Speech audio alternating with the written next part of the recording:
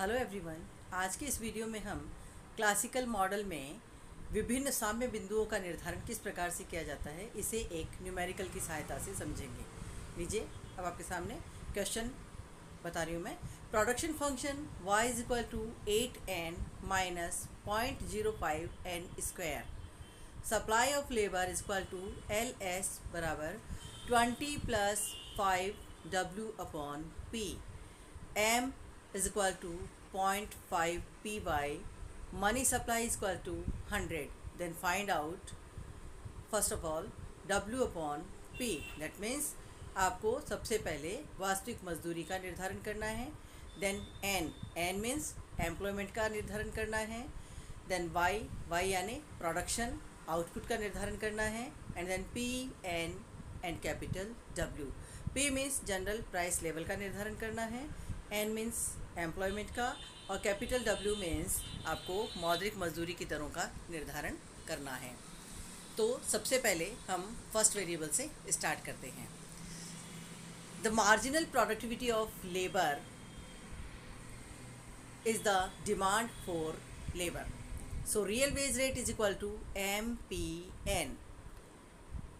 You know W upon P is equal to MPN। इसका मतलब ये होता है कि वास्तविक मजदूरी जो है वह श्रम के सीमांत भौतिक उत्पादन के बराबर होती है, या हम कह सकते हैं कि मौद्रिक मजदूरी यानी capital W is equal to P into MPN, अर्थात सामान्य कीमत स्तर को जब वास्तविक मजदूरी या श्रम की सीमांत भौतिक उत्पादकता से गुणा कर दिया जाए तो हमें मौद्रिक मजदूरी की दरें प्राप्त हो जाती हैं। MPN is equal to DY/DN। श्रम का जो सीमांत भौतिक उत्पादन है वही श्रम का मांग वक्र कहलाता है, और first derivative of any total function is called marginal. Question में हमारे सामने आउटपुट फंक्शन दिया हुआ था, total output function.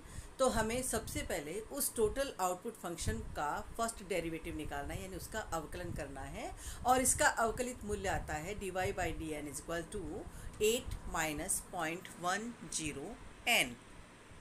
MPN is equal to capital W upon P, यानी MPN बराबर real wages which is 8 minus 0.10n is equal to W upon P।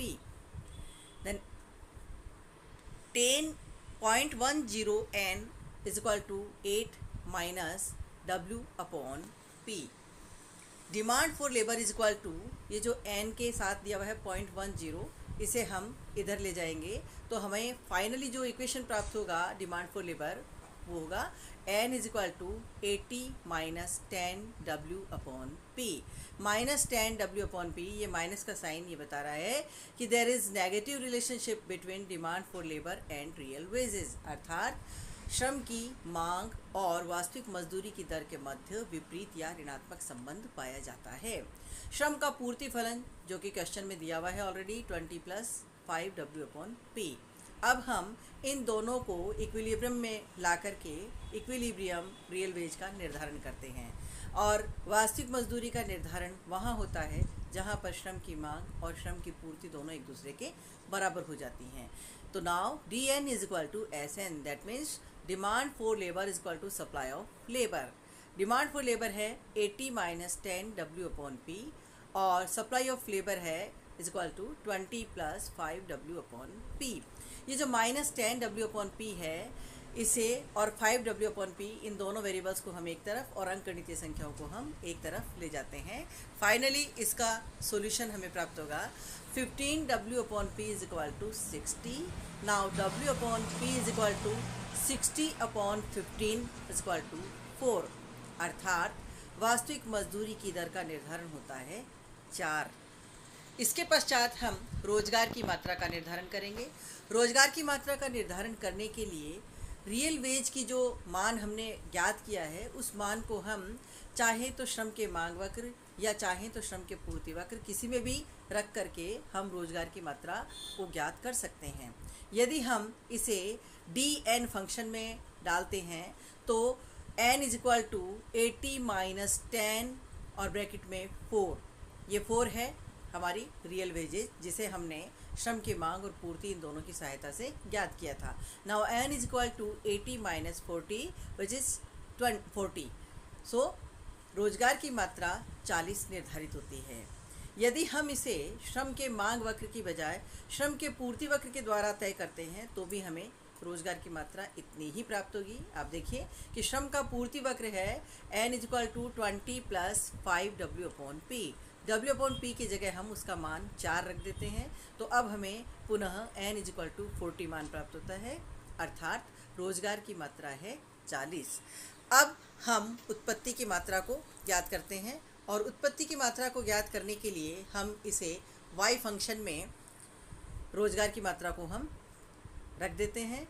y is equal to 8n, n की जगह 40 लिख देते हैं, माइनस 0.05 n स्क्वायर, पुनः n की जगह हम 40 लिख देते हैं। इस इक्वेशन को सॉल्व करने पर फाइनली जो सॉल्व वैल्यू हमें प्राप्त होती है वो है y is equal to 320 minus 80, यानी y इज इक्वल टू 240। ये उत्पत्ति की मात्रा का निर्धारण होता है। अर्थात अभी तक हम क्लासिकल मॉडल में रियल सेक्टर में जो श्रम बाजार है, उस श्रम बाजार में श्रम की मांग और पूर्ति की सहायता से एक तरफ तो रोजगार की मात्रा का निर्धारण कर चुके हैं, तो दूसरी तरफ हम वास्तविक मजदूरी की दरों का निर्धारण कर चुके हैं। इस डायग्राम से जब हम नेक्स्ट डायग्राम में एंटर करते हैं, जहां पर हम उत्पत्ति की मात्रा का निर्धारण करते हैं, तो उत्पत्ति की मात्रा का निर्धारण यहाँ हुआ है y इज इक्वल टू 240। अब हम प्रश्न को आगे बढ़ाते हैं। अब हम जनरल प्राइस लेवल का निर्धारण करेंगे। यहाँ प्रश्न में m बराबर 0.5 py दिया हुआ है और श्रम की पूर्ति मुद्रा की पूर्ति दी हुई है 100। अब हम मुद्रा की मांग और मुद्रा की पूर्ति दोनों को एक साथ रख लेते हैं। तो मुद्रा की पूर्ति है 100 इज इक्वल टू मांग है 0.5 p और y के स्थान पर हम y का जो मान हमने ज्ञात किया है 240 उसे पुट कर देते हैं, उसको रख देते हैं। जब हम y की जगह 240 लिखेंगे तो अब हमें इक्वेशन प्राप्त होती है 100 is equal to 120 p, then p is equal to 100 upon 120, यानी p बराबर 0.833। अर्थात जनरल प्राइस लेवल जो निर्धारित हुई है वह है 0.833। अब हम मॉनेटरी सेक्टर में आगे फोर्थ डायग्राम में एंटर करते हैं, जहां पर हम सामान्य कीमत स्तर और वास्तविक मजदूरी की सहायता से मौद्रिक मजदूरी की दरों का निर्धारण करते हैं। You all know that W is equal to capital W is equal to small letter w into P. अभी इसी प्रश्न में आपने देखा कि हमने वास्तविक मजदूरी की दरों को ज्ञात किया था। वास्तविक मजदूरी की दर जो कि हमें प्राप्त हुई थी 4, और जनरल प्राइस लेवल जो हमने अभी भी ज्ञात किया है इसका मान है 0.833। तो capital W is equal to W upon P into P, अर्थात 4 into 0.833, then W is equal to 3.332, अर्थात मौद्रिक मजदूरियाँ 3.332 निर्धारित होती हैं। तो इस तरह पहले प्रश्न में पूछे गए सारे वेरिएबल्स का आंसर हमने इस प्रश्न की सहायता से कैलकुलेट किया है, जो कि निम्न प्रकार से हैं।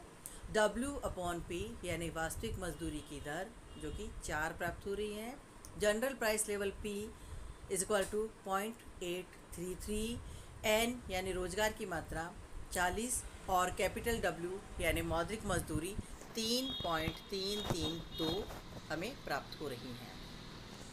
अब प्रश्न में थोड़ा सा परिवर्तन किया जा रहा है कि there is increase in money supply जो है नाउ बिकम 100 to 150, यानी मुद्रा की जो पूर्ति है जो पहले 100 थी वह अब 100 से बढ़ कर के 150 हो जाती है। जब मुद्रा की पूर्ति में परिवर्तन हो जाता है तो मुद्रा की पूर्ति में परिवर्तन होने पर क्लासिकल मॉडल के अन्य चरों में क्या परिवर्तन होता है इसके बारे में हम देखेंगे। आप सब जानते हैं कि यदि मॉनेटरी सेक्टर में कोई चेंजेज होते हैं तो रियल सेक्टर पर इसका कोई इफेक्ट नहीं पड़ता है, बल्कि केवल मॉनेटरी सेक्टर पर ही इसका इफेक्ट पड़ता है, और ये इफेक्ट पड़ेगा जनरल प्राइस लेवल पर और मॉनेटरी वेजेस पर। नाउ देखिए आप कि m is equal to 150 and m is equal to 0.5 py। So 150 बराबर 0.5 py। इस इक्वेशन को जब हम सॉल्व करते हैं तो फाइनली हमें जो समीकरण प्राप्त होता है वह है 150 बराबर 120 P, then P is equal to 150 upon 120, then P is equal to 1.25। You know W upon P is equal to 4, यानी जो वास्तविक मजदूरी है वह 4 है और P जो है वो अब परिवर्तित हो गया है क्योंकि मुद्रा की पूर्ति में परिवर्तन हो चुका है। इसलिए अब हम मॉनेटरी वेजेस को दोबारा से कैलकुलेट करते हैं और मॉनेटरी वेजेस जैसा आप जानते हैं capital W is equal to real wage into prices. Real wage है 4 इंटू प्राइसेस है 1.25, then 4 into 1.25 is equal to 5। अर्थात अब जो मौद्रिक मजदूरियाँ प्राप्त हो रही हैं वे हैं W बराबर 5। तो इस तरह आपने देखा कि if 50% increase in money supply, then 1.25 upon 0.833 into 100 is equal to 150%. That means 50% increase in price. Then 5 upon 3.332 into 100 is equal to 150%. That means 50% increase in capital W, that means monetary wages. इससे ये clear हो जाता है कि जब मुद्रा की पूर्ति में 50% वृद्धि की जाती है तो तुरंत प्रभाव से सामान्य कीमत स्तर में भी 50% की वृद्धि हो जाती है और साथ ही साथ मौद्रिक मजदूरी की दरों में भी 50% की वृद्धि हो जाती है। अब हम इस प्रश्न को आगे बढ़ाते हैं। ये जो मान हमने ज्ञात किए हैं इन विभिन्न मानों को रेखा चित्र के माध्यम से भी आप समझ सकते हैं। इस रेखा चित्र में जो पहला डायग्राम है dn is equal to SN, जिसमें n और W अपॉन P दिखाया गया है। n की मात्रा हमने 40 निर्धारित की है शुरू में और W अपॉन P जो है यह 4 हमें प्राप्त हुआ है। इसी प्रकार ऊपर इस डायग्राम में जो कि OY है अर्थात उत्पत्ति की मात्रा को दिखा रहा है, उत्पत्ति की मात्रा 240 हमने तय की है और इनिशियल जो प्राइसेस हमने निर्धारित की थी, शुरू में जो कीमतें तय हुई थी वो थी 0.833 और जो मौद्रिक मजदूरियां हैं वह थी 3.33। और जब मुद्रा की पूर्ति में परिवर्तन कर दिया जाता है तो MV वक्र दाहिनी ओर शिफ्ट होकर के MV1 हो जाता है जो रेखा चित्र में आपको दिखाई दे रहा है और इसके दाहिनी तरफ शिफ्ट होने पर जनरल प्राइस लेवल भी परिवर्तित हो जाता है और जनरल प्राइस लेवल में उतना ही परिवर्तन होता है जितना कि मुद्रा की पूर्ति में परिवर्तन होता है। इसी प्रकार नीचे इस फोर्थ डायग्राम में जहां एक 45 डिग्री की रेखा आपको दिखाई दे रही है W अपॉन P जो वास्तविक मजदूरियों को बताती है, इन वास्तविक मजदूरियों के साथ जब सामान्य कीमत स्तर मिलता है तो ये दोनों मिलकर के नई मौद्रिक मजदूरी की दरों का निर्धारण करते हैं। तो यहाँ आपने ये देखा कि जब मुद्रा की पूर्ति में परिवर्तन होता है तो मुद्रा की पूर्ति में जिस अनुपात में परिवर्तन होता है सामान्य कीमत स्तर और मौद्रिक मजदूरियों में भी उसी अनुपात में परिवर्तन हो जाता है। अब हम मुद्रा की पूर्ति में कमी करके देखते हैं। There is decline in money supply is now 70। पहले मुद्रा की पूर्ति 100 थी जो अब घट करके 70 हो जाती है। अब हम इस क्वेश्चन को दोबारा से सॉल्व करते हैं और ये देखते हैं कि जब मुद्रा की पूर्ति में कमी कर दी जाती है तो इसका मौद्रिक क्षेत्र के विभिन्न चरों पर क्या प्रभाव पड़ता है। लीजिए, money supply is equal to 70, then M is equal to 0.5 PY, then 70 is equal to 0.5 P और ब्रैकेट में लिखा है 240। ये y बराबर 240 है जिसे हमने अभी प्रश्न में हल किया था, इस उत्पत्ति की मात्रा को हमने ज्ञात किया था। अब आप देखेंगे इस क्वेश्चन को हम आगे बढ़ाते हैं, इसको सॉल्व करते हैं तो हमें जो मान प्राप्त होता है वह है 70 is equal to 120 P, then P is equal to 70 upon 120, then P is equal to 0.5833।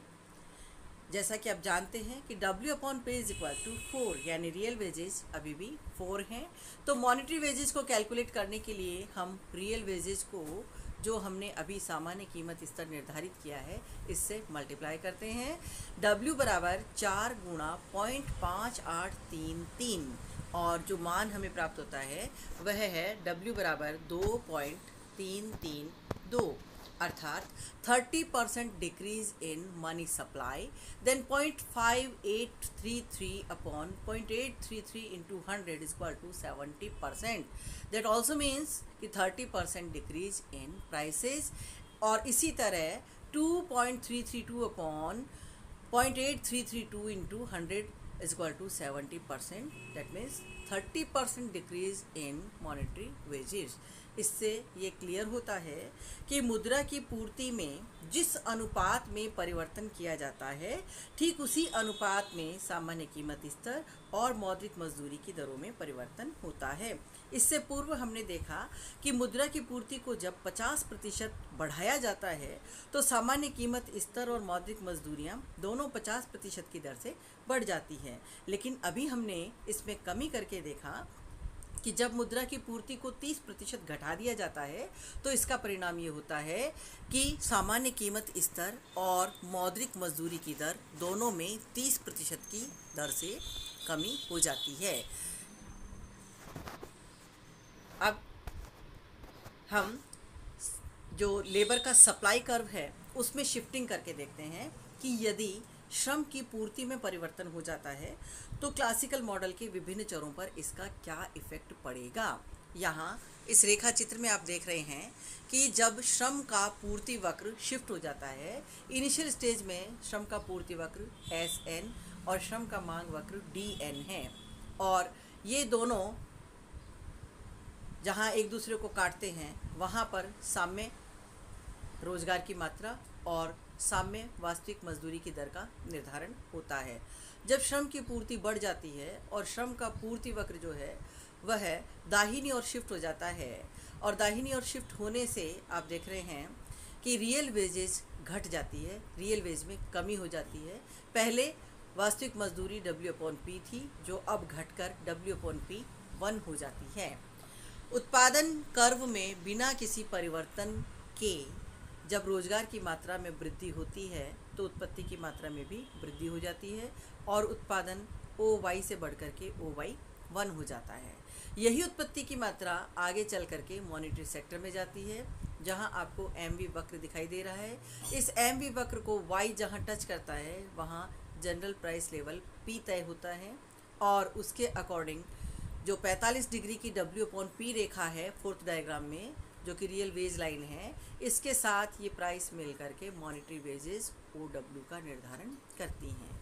लेकिन जब श्रम की पूर्ति बढ़ने से रोजगार में वृद्धि हो जाती है, और रोजगार में वृद्धि होने से जब उत्पत्ति की मात्रा में Y से Y1 की वृद्धि हो जाती है तो कीमत स्तर P से घट कर के P1 हो जाता है। कीमत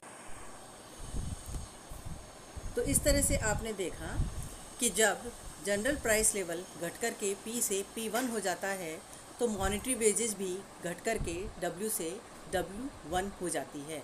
तो इस तरह हम ये कह सकते हैं कि जब लेबर की सप्लाई इंक्रीज होती है तो इसका जो इम्पैक्ट है क्लासिकल मॉडल पे, उसे हम इस प्रकार से समझ सकते हैं कि W/P डिक्रीज होती है, यानी रियल वेजेस डिक्रीज होती हैं, एम्प्लॉयमेंट इंक्रीज होता है, आउटपुट इंक्रीज होता है, जनरल प्राइस लेवल डिक्रीज होता है और मॉनेटरी वेजेस भी डिक्रीज हो जाती हैं।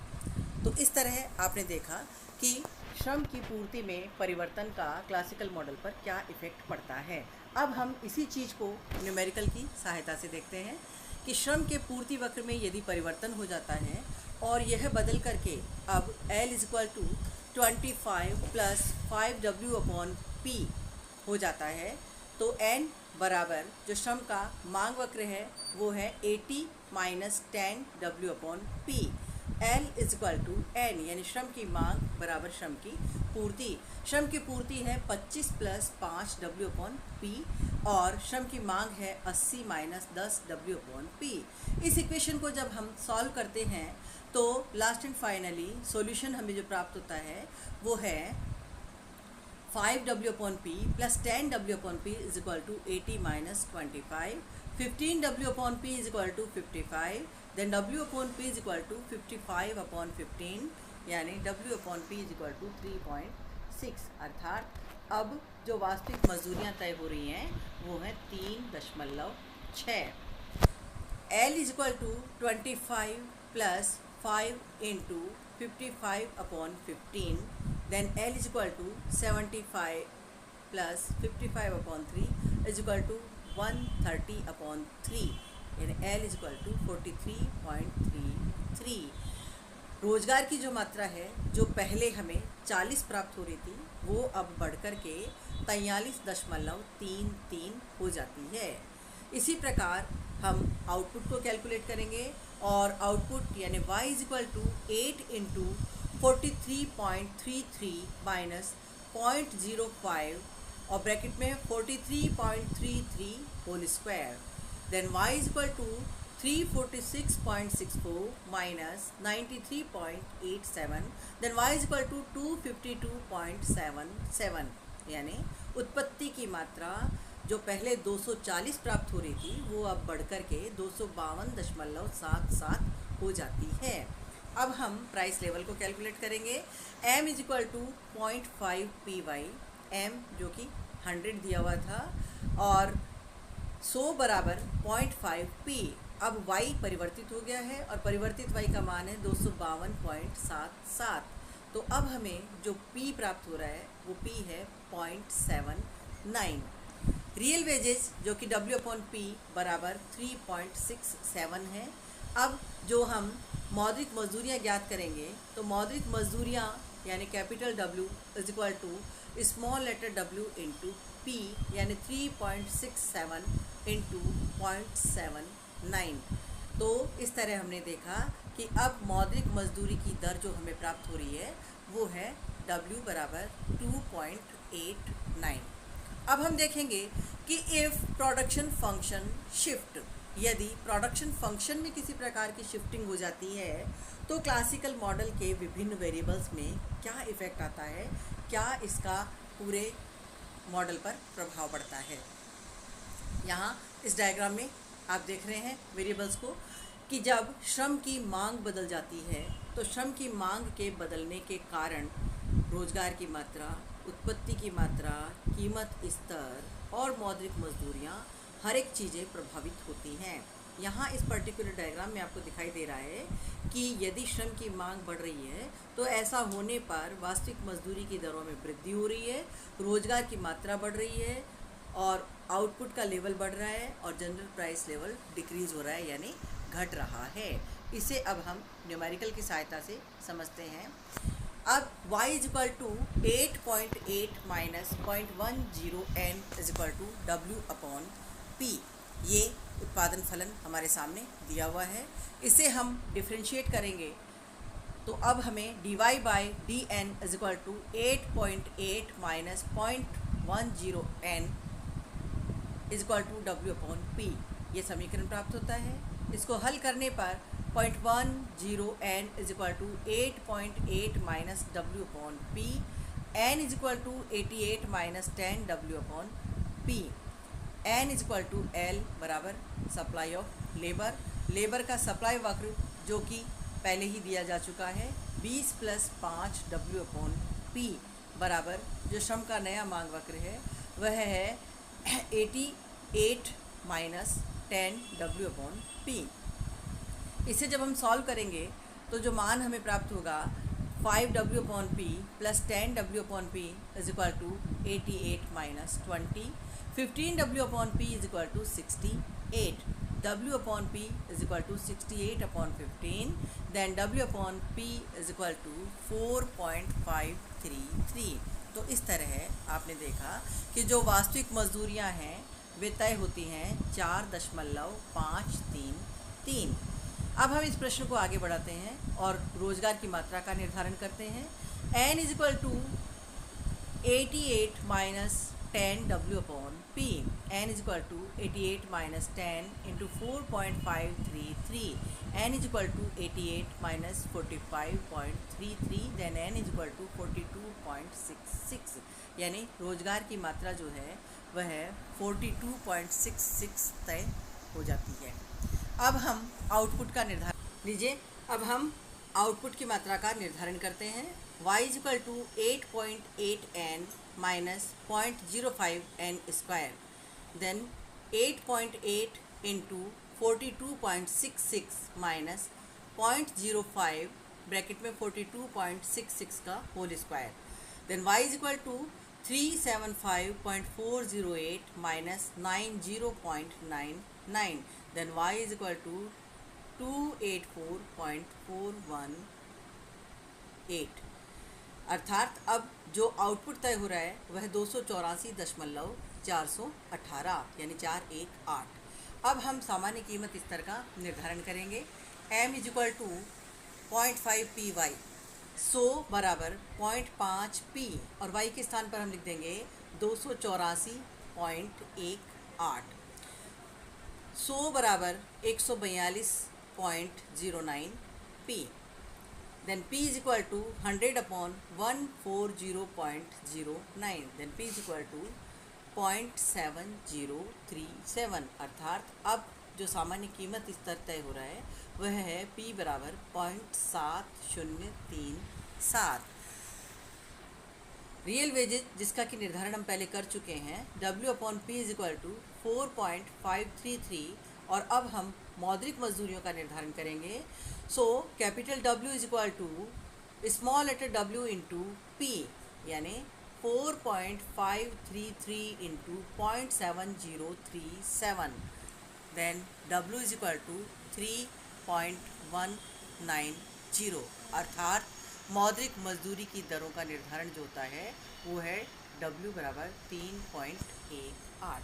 तो इस तरह आपने इस न्यूमेरिकल की सहायता से देखा कि कंप्लीट क्लासिकल मॉडल को हम थ्योरेटिकल रूप में, रेखा चित्रों के रूप में और साथ ही साथ समीकरणों के माध्यम से भी हम इसका अध्ययन कर सकते हैं। Thank you.